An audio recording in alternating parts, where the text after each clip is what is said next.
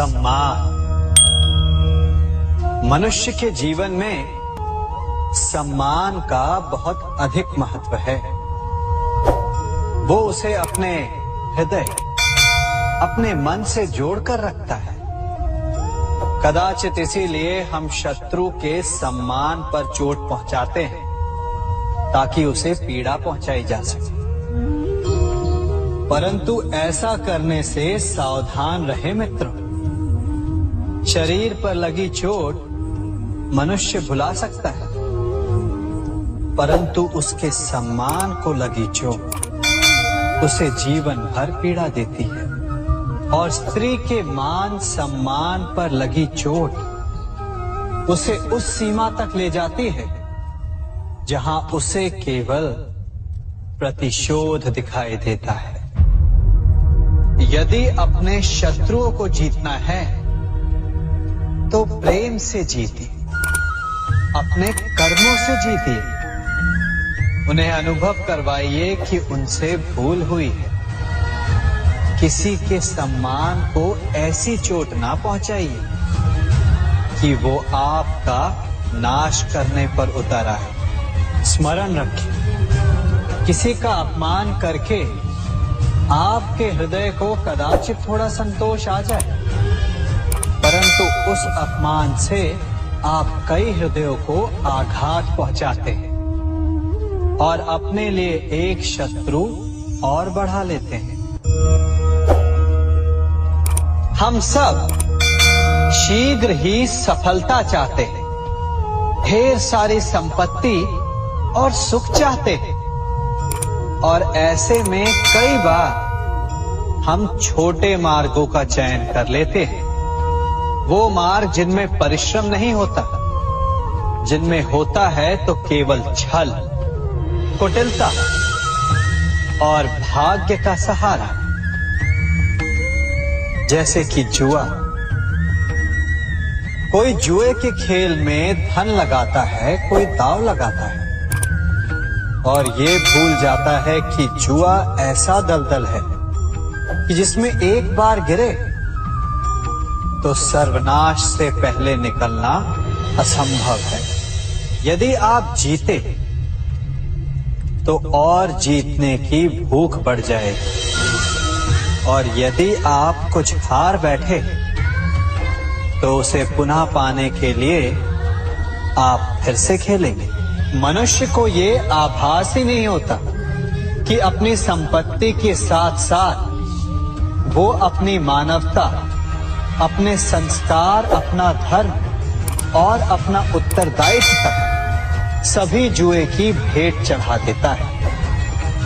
इसलिए कुछ पाना है तो परिश्रम से पाओ।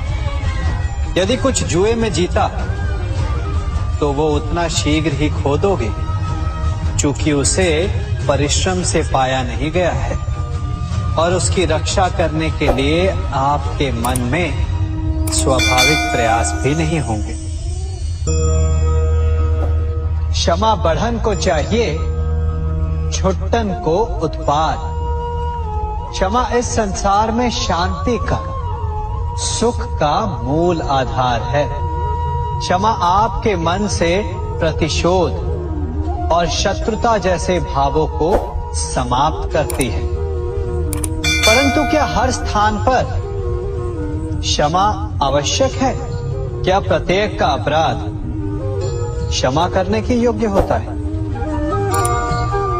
नहीं। कभी कभी उसे क्षमा करके हम उस व्यक्ति को और बड़ा अपराध करने की प्रेरणा देते हैं, और ऐसा ही अपराध है स्त्री का मान भंग करना, जिसमें क्षमा की कोई अवस्था नहीं। यदि सिंह भूल से गाय के बछड़े का अखेट कर ले तो उसे क्षमा किया जा सकता है, परंतु यदि वो नरभक्षी हो जाए तो उसके केवल दो स्थल होते हैं, या तो पिंजरा या फिर मृत्यु की गोद। कुछ परिस्थितियों में क्षमा के स्थान पर दंड देना आवश्यक होता है, चूंकि ये दंड का भय ही है जो लोगों को वो अपराध करने से रोकता है। संसार में सबसे बड़ा क्या है? अभिमान और बाहुबल या विश्वास और आस्था? निश्चित रूप से बाहुबल के महत्व को नकारा नहीं जा सकता। मनुष्य अपने बाहुबल से पर्वत को मैदान बना सकता है, सागर सुखा सकता है, मरुस्थल में नदियां बहा सकता है, परंतु बाहुबल को सहारा होता है विश्वास का। यदि मन में विश्वास ना हो तो बाहुबल किसी काम का नहीं। वो कौन सा बल है कि मोर आकाश की ओर ताकते हैं? वो विश्वास ही तो है जिसके कारण वर्षा होती है और दोनों की प्यास बुझती है। परंतु जब पाप के बाहुबल का सामना धर्म के विश्वास से होता है तो बाहुबल हार जाता है और जीतता है विश्वास। विजय होती है आस्था की। यदि आप सत्य के मार्ग पर चल रहे हैं और आप अपने इष्ट में आस्था रखते हैं तो किसी भी पापी का बल आपका कुछ नहीं बिगाड़ सकता। कभी सोचा है हमारा जीवन भी उस रेत की घड़ी की भांति है जो रेत नीचे गिर चुकी है? वो हमारा अतीत है। जो अब भी ऊपर है वो हमारा आने वाला भविष्य है। और वर्तमान ये संकुचित स्थल है जहां से धीरे धीरे करके रेत गिर रही है। अर्थात हमारे पास जीने के लिए यही एक क्षण है। उसका उपयोग कैसे करना है ये हम पर निर्भर करता है।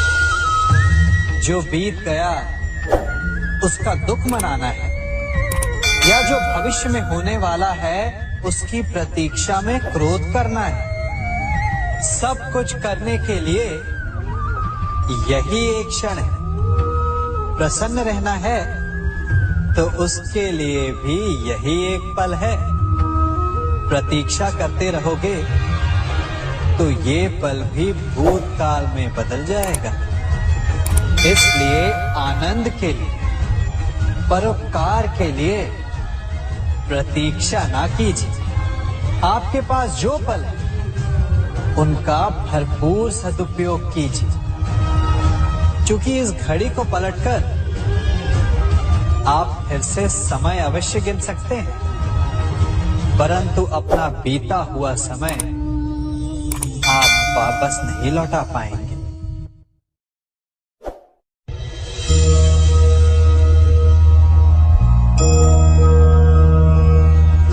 मनुष्य के जीवन में संतान का बहुत महत्व है। उस संतान के लिए वो कितने कष्ट सहता है, उसे पालता है, पोसता है, और यदि यही संतान संताप का कारण बन जाए तो क्या ये उसका दोष है? अधिकतर ये दोष हमारे लालन पालन का होता है। बचपन में बालक के हठ को मानकर हमें आनंद की अनुभूति अवश्य होती है, परंतु धीरे धीरे अपने बालक के हठ को मानकर उसके हठ के दास हो जाते हैं। एक हठी उद्दंड और असंस्कारी संतान उस सूखे वृक्ष के समान होती है कि यदि जिसमें आग लग जाए तो वो सारे वन को भस्म कर डाले। और स्मरण रहे, जब उसमें अग्नि लगती है तो सबसे पहले वो स्वयं के घर को ही भस्म करती है। इसलिए जब आवश्यकता हो तो अपनी संतान के हठ का विरोध करें, उसे रोके, क्योंकि यदि समय रहते ऐसा ना किया गया तो भविष्य में इस समस्या के परिणाम गंभीर हो सकते हैं। प्रतिज्ञा, वचन, ये सब मनुष्य ने समाज को सही दिशा में रखने के लिए बनाए हैं। वो मनुष्य ही क्या जिसके जीवन में नियम ना हो, जिनका वो पालन ना करे, परंतु समय के साथ चलने के लिए नियमों को बदलना भी आवश्यक होता है, क्योंकि ये आज का समय ही तो है जो बीत जाने के पश्चात इतिहास बन जाएगा। यदि आवश्यकता पड़ने पर नियम और प्रतिज्ञा भंग ना की जाए, समय की मांग के अनुरूप अपनी प्रतिक्रिया ना बदली जाए, तो इतिहास हमें कभी क्षमा नहीं करेगा। आवश्यकता पड़ने पर आपकी तोड़ी हुई एक प्रतिज्ञा, एक बंधन कभी कभी पूरे मानव इतिहास को बड़े विनाश से बचा सकता है। इसलिए नियम, प्रतिज्ञा, वचन कुछ नहीं, कुछ है तो केवल समय, जिसके अनुरूप चलने वाला ही सफल हो सकता है। कभी किसी पक्षी को घोंसले की नींव बनाते देखा है? अथक परिश्रम करके तिनका तिनका बिटोर कर वो पक्षी अपना घोंसला बनाता है, अपनी संतान के लिए एक सुरक्षित घर बनाता है, और फिर कहीं से तीव्र आंधी आती है, भारी वर्षा होती है और उसका घोंसला तिनका तिनका करके बिखर जाता है। फिर वो पक्षी क्या करता है? वो रोता नहीं, ना ही विलाप करता है, वो बिना विलंब करे फिर से अपना घोंसला बनाना प्रारंभ कर देता है और सफलता पाता है। फिर हम क्यों छोटी छोटी असफलता से भयभीत होकर परिश्रम करना छोड़ देते हैं? एक बात सदा स्मरण रखिएगा, हर वृक्ष कुल्हाड़ी की एक मार से नीचे नहीं गिरता, हर चट्टान घन के एक प्रहार से नहीं टूटती। सफलता पाने के लिए अनावरत परिश्रम करना ही मात्र एक मार्ग है। स्वीकारण, सत्य का स्वीकारण मनुष्य के लिए बहुत ही महत्वपूर्ण है।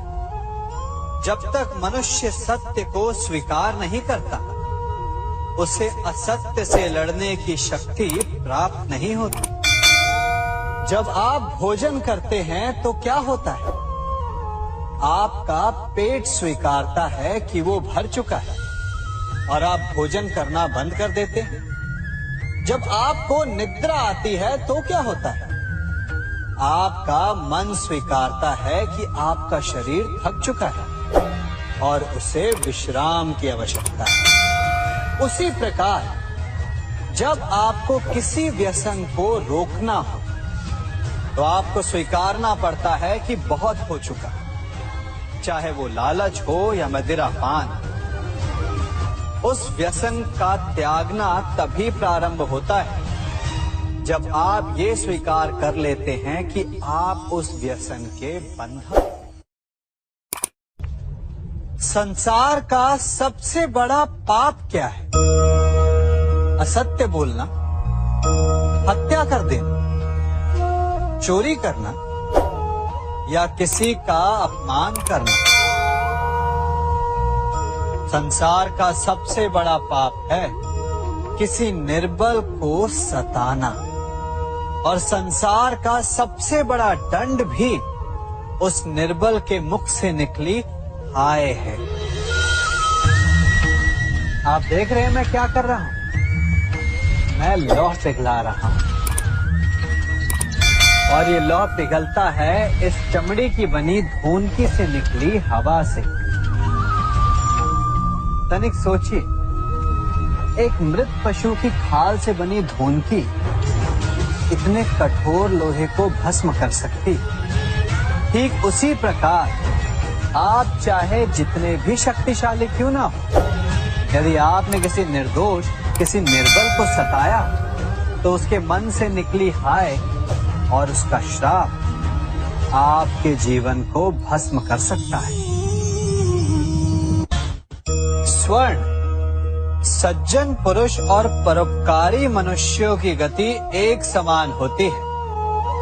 यदि स्वर्ण टूट जाए तो उसे गर्म करो, ताप दो, पिघल कर वो फिर से जुड़ जाता है। ठीक उसी प्रकार मतभेद होने के पश्चात भी एक सज्जन पुरुष और महान पुरुष फिर से मित्र बन जाते हैं। परंतु दुर्जन दुष्ट माटी से बने लोग उस पके हुए मटके के समान होते हैं कि जिनमें यदि एक बार दरार आ जाए तो वो स्वयं ही स्वयं का सर्वनाश कर लेते हैं। इसलिए मित्रता केवल सज्जनों से ही करें ताकि मतभेद ना हो। दुष्टों का समूह अपना नाश स्वयं ही कर लेता है।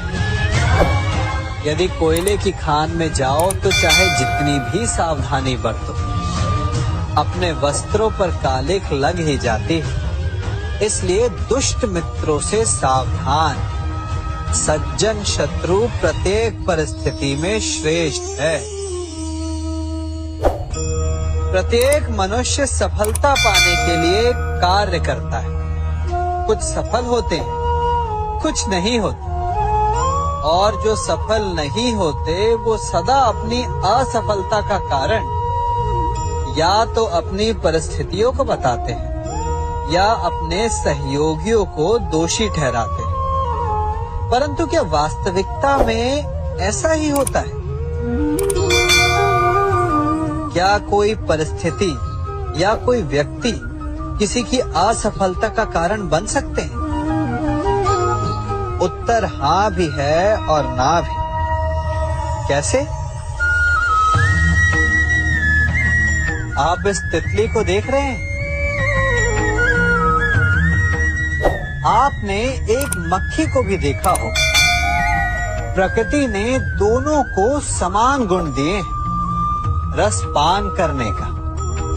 एक तितली फूलों पर जाकर उसका रस लेती और इस अवस्था में नए फूल खिलने की व्यवस्था भी करती है, और मक्खी घाव पर बैठती है, घाव को सड़ाती है और रोग भी फैलाती है।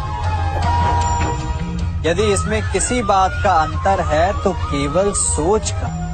यदि आप उचित मार्ग चुनेंगे तो आपको सफलता मिलेगी, आप में उत्साह बढ़ेगा, और यदि आप अनुचित मार्ग चुनेंगे तो आपको असफलता मिलेगी, निराशा मिलेगी। अब उचित मार्ग चुनना है या अनुचित मार्ग, ये निर्णय तो आप पर निर्भर करता है। मनुष्य सदा भला बुरा, खरा खोटा, सत्य असत्य की बातें करता है। सत्य को अच्छा मानता है और असत्य को बुरा। परंतु क्या आपने कभी ये सोचा है कि प्रत्येक वस्तु, प्रत्येक भाव का एक महत्व होता है? दोनों ही एक दूसरे के पूरक होते हैं। यदि काला रंग नहीं होगा तो क्या श्वेत रंग की आभा का अनुभव होगा? यदि असत्य नहीं होगा तो क्या सत्य के महत्ता का ज्ञान होगा?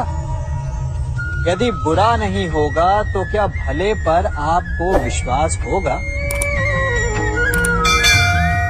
कुछ महत्वपूर्ण है तो दोनों के मध्य का संतुलन।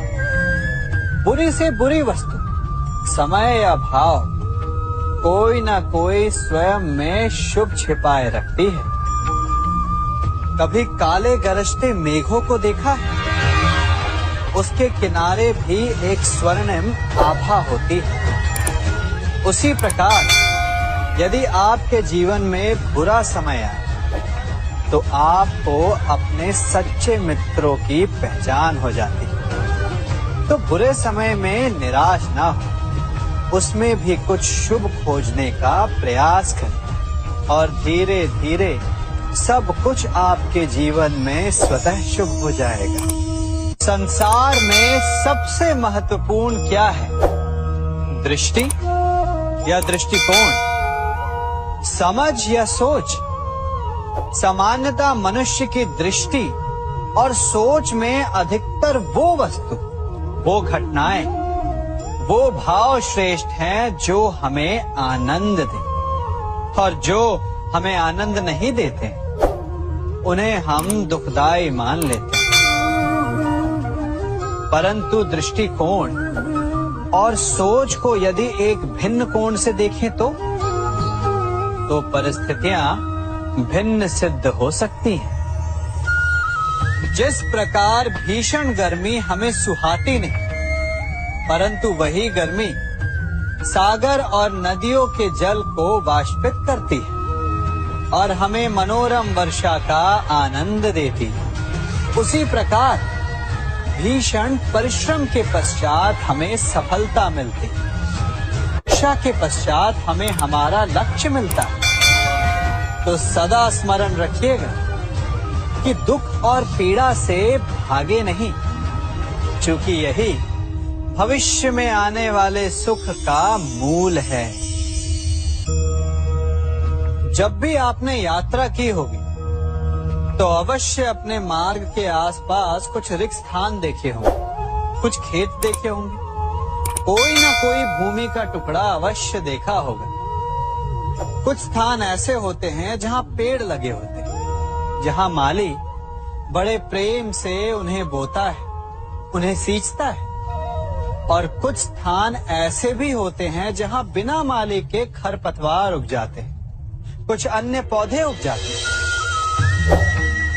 माली द्वारा उगाए वृक्ष हमें ठंडी छाया देते हैं, हमें फल देते हैं, ईंधन के लिए लकड़ियां देते हैं, और बिना परिश्रम के उपजित खरपतवार यदि कुछ करते हैं तो ये कि वो भूमि को बंजर बनाते हैं। हमारा मन भी रिक्त भूमि की भांति होता है।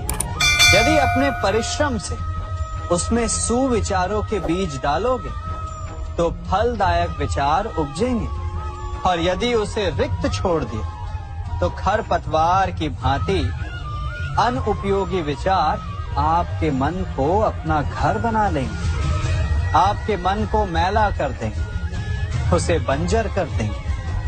अब निर्णय आपका है कि आपको सुविचार देने वाला मन चाहिए या कुंठा देने वाला। क्या कर रहा हूं मैं? दर्पण में देख रहा हूं। आप लोग भी प्रतिदिन देखते होंगे, परंतु प्रतिदिन अपना मुख देखने के बाद भी उस पर लिखी एक बड़ी सीख देखना भूल जाते हैं। अब आप कहेंगे कैसी सीख? तो जाइए एक बार फिर से दर्पण के सामने जाइए और मुख खोलकर देखिए, क्या दिखेगा? दंत पंक्ति और जीभा, है ना? अब विचार कीजिए, दंत जन्म के पश्चात आते, एक नहीं 2 बार आते, परंतु मृत्यु से पूर्व नष्ट हो जाते हैं, और जीभा जन्म पहले से होती है, परंतु मनुष्य के मृत्यु के पश्चात भी उसके अस्तित्व में रहती है ना? आश्चर्य की बात। दंत कठोर होते हैं, जीभा कोमल, परंतु फिर भी दंत नष्ट हो जाते हैं, जीभा नहीं होती। यही रहस्य है कि हठी और कठोर लोग शीघ्र नष्ट होते हैं, और कोमल लचीले आवश्यकता के अनुसार स्वयं में परिवर्तन ला सकने में सक्षम लोगों का ही अस्तित्व रहता है। अर्थात परिस्थितियों के अनुसार स्वयं को लचीला बनाना सीखिए और आपका जीवन सरल हो जाएगा। संबंध एक सहारा होता है जीवन का। और संबंधी वो होते हैं जिनसे आवश्यकता पड़ने पर सहायता मांगी जा सके, जिन पर विश्वास किया जा सके कि बुरे समय में वो हमारे काम आएंगे। कभी ऐसा भी हुआ होगा कि आपके पास कोई सहायता मांगने आया, या ऐसा भी हो सकता है कि आप किसी के पास सहायता मांगने गए हैं। परंतु प्रश्न ये उठता है कि क्या केवल किसी के मंतव्य में उसकी सहायता इसीलिए कर देनी चाहिए क्योंकि वो आपका संबंधी है? अब आप कहेंगे कि ये कैसा प्रश्न हुआ? तनिक सोचिए, एक अस्त्र बनाने वाला जब अस्त्र बनाता है तो ये अस्त्र किसको देना है उसका अधिकार उसी के पास होता है। वो चाहे तो ये अस्त्र किसी को भी दे सकता है, वो एक सैनिक को भी दे सकता है या एक डाकू को भी, और यही अस्त्र दो भिन्न कार्य कर सकती है। यदि डाकू के हाथों में आ गई तो उसका भय दिखाकर वो लोगों को लूटेगा, निरपराधों का रक्त बहाएगा। सहायता करने वाले की भी अवस्था ऐसी ही होती है। इसलिए किसी की सहायता करने से पूर्व ये विचार कर लेना आवश्यक है कि किसे क्या, कब और कितनी सहायता देनी चाहिए कि उसका दुरुपयोग ना हो। यदि आपकी सहायता से कोई अधर्म हुआ तो उसके उत्तरदायी आप भी होंगे। जीवन में कई बार ऐसे अवसर आते हैं कि आप लोगों से मिलने जाते हैं और उनसे कुछ आकांक्षाएं भी रखते हैं, और कई बार जीवन में ऐसे अवसर भी आते हैं कि लोग आपसे मिलने आते हैं।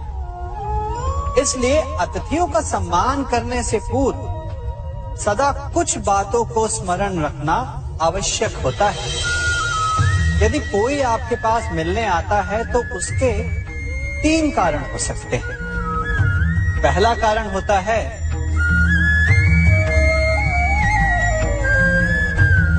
भाव, दूसरा अभाव और तीसरा प्रभाव।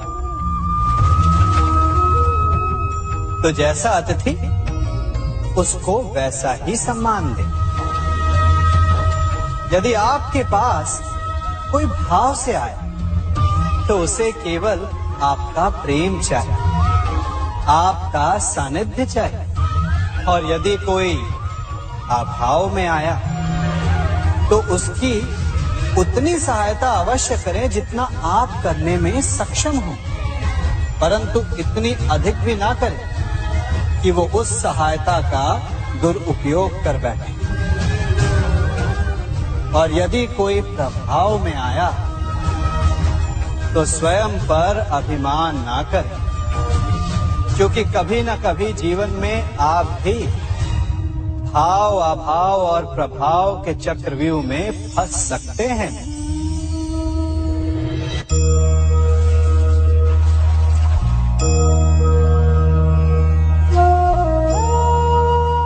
यदि जल को मुट्ठी में कसकर बांधें तो जल कैसे अपना मार्ग बनाकर निकल जाता है? इसी धारा की भांति यही अवस्था हमारे अपनों के साथ भी होती है। अधिकतर हम जिनसे प्रेम करते हैं हम सदा उन्हें अपने समीप रखना चाहते हैं, स्वयं से दूर नहीं होने देना चाहते। चिंता करते हैं, भय खाते हैं कि कहीं उनके साथ या उनसे कुछ बुरा घटित ना हो जाए, और ऐसे में हमारे अपने ही हमसे दूर हो जाते हैं, ठीक मुट्ठी में बंधे जल की भांति।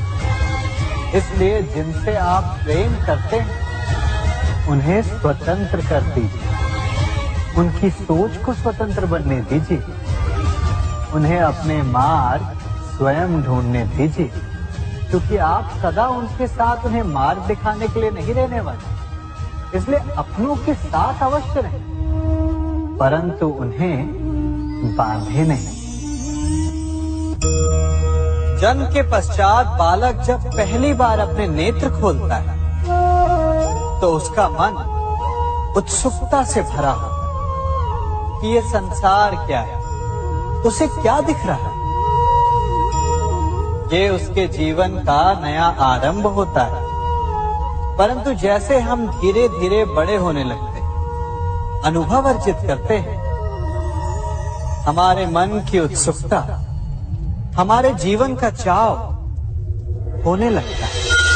तनिक सोचिए, जब हम सुबह सोकर जगते हैं, अपनी आंखें खोलते हैं, तो उसे ही हम अपने जीवन का प्रारंभ समझ ले तो सुबह से लेकर संध्या तक के समय को ही अपने जीवन जीने का समय समझ ले तो कितनी स्फूर्ति आ जाएगी आप, कितने काम कर पाएंगे आप, कितने लक्ष्य अर्जित कर पाएंगे।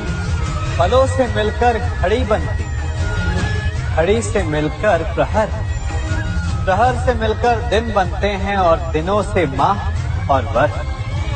यदि आप अपना हर पल, हर प्रहर विश्वास से, हर दिन उत्साह से जिए तो आपका संपूर्ण जीवन सार्थक हो सकता है। मनुष्य अपना जीवन विश्वास पर जीता है, परंतु विश्वास किसका? तनिक सोचिए, किस पर विश्वास है आपको? महापुरुषों की कही बातों पर, ग्रंथों में लिखे ज्ञान पर, माता पिता की सीख पर, या मित्रों के दिए गए निर्देशों पर, या फिर मेरी कही बातों पर? ये सब विश्वास अपूर्ण है जब तक आपको स्वयं पर विश्वास ना हो। यदि विश्वास करना है तो पहले अविश्वास करने के विज्ञान को भी सीखना चाहिए। आप किसी की बातों पर विश्वास न करें। आप अपने मन से पूछें, अपनी अंतर आत्मा से प्रश्न करें, और जो उत्तर मिलेगा वही सबसे उचित होगा। जब आप अपने मन, अपनी अंतरात्मा पर विश्वास करना सीख जाएंगे तो नीति ज्ञान सब आपके भीतर से स्वतः उमड़ेगा। और यदि आप स्वयं पर ही विश्वास ना कर पाए तो धर्म ग्रंथों में लिखे श्लोक, महापुरुषों की वाणी, माता पिता की सीख या मित्रों का निर्देश कोई भी लाभ नहीं दे पाएगा।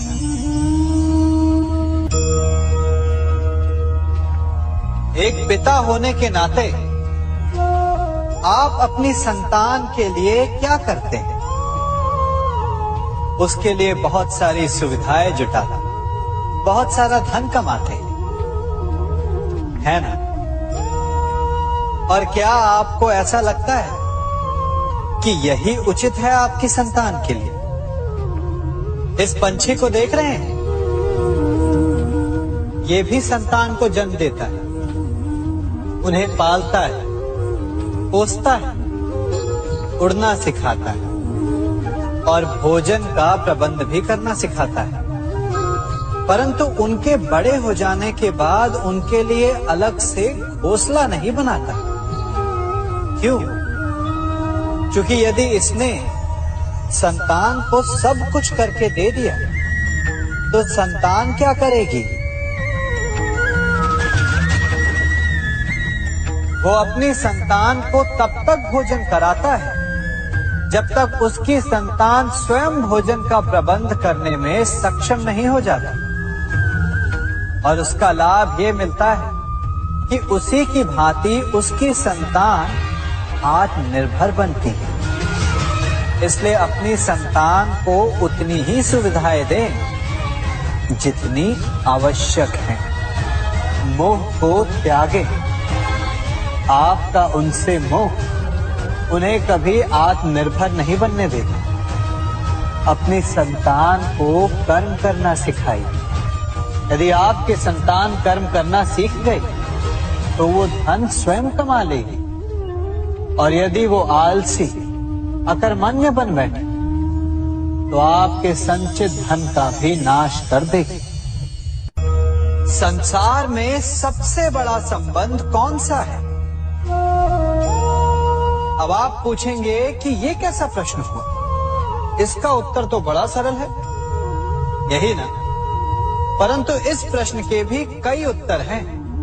कोई कहेगा माता और पुत्र का संबंध, तो कोई कहेगा पिता पुत्री का संबंध, तो कोई पति पत्नी का, और तो कोई भक्त और भगवान का संबंध। परंतु तनिक गहराई से देखेंगे तो पाएंगे कि ये सारे संबंध या तो जन्म से जुड़े होते हैं, या समाज में बना दिए जाते हैं, या फिर किसी आकांक्षा के चलते बनते हैं। तो सबसे बड़ा संबंध कौन सा होता है? उलझ गए ना? सबसे बड़ा संबंध होता है मित्रता का, क्योंकि मित्र हम स्वयं चुनते हैं, जिसमें ना कोई आकांक्षा होती है, ना ही कोई स्वार्थ छिपा होता है। यदि कुछ होता है तो केवल साथ का आनंद। अपने बीते दिनों को स्मरण कीजिए। जब आप घर से बाहर निकलते होंगे तो सबसे पहले किसका स्मरण होता था? मित्र का।